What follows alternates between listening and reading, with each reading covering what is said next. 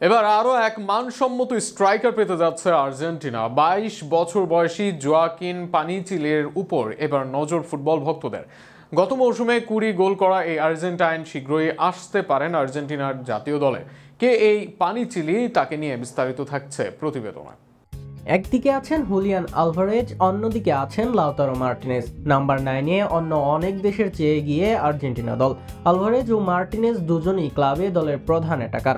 জাতীয় দলেও একজন আরেকজনকে টেক্কা দিয়ে পারফর্ম করছেন।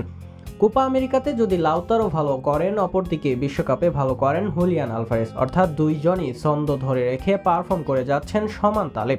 এদের সাথে যুক্ত হচ্ছে আরও এক স্ট্রাইকার। গত আসরে পারফরমেন্স দিয়ে নজর কেড়েছেন আর্জেন্টাইন তরুণ পানিচিলি।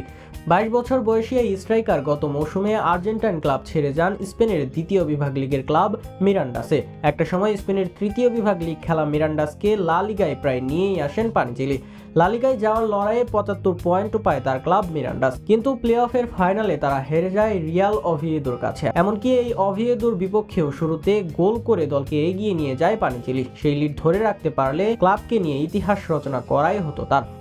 তবে সেটা করতে না পারলেও গত আসরে ক্লাবটির হয়ে অনেক কিছুই করেছেন তিনি।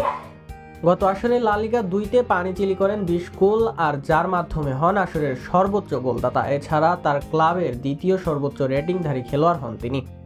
লিগে 20 গোলের সাথে 4 অ্যাসিস্ট করেন পানিচিলি। সব আসর মিলিয়ে করেন 29 গোল অ্যাসিস্ট, 21 গোলের সাথে করেন 8 অ্যাসিস্ট। সর্বশেষ 5 ম্যাচে করেন 6 গোল অ্যাসিস্ট, এর মাঝে করেন 5 অ্যাসিস্ট।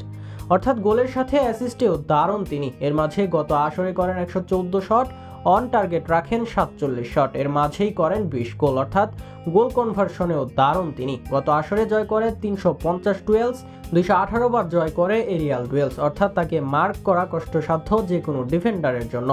জায়গা বের করতে পারেন, শর্ট করতে পারেন নিয়মিত গোল। এমন একজনকেই তো চাইবে যে কোনো দল।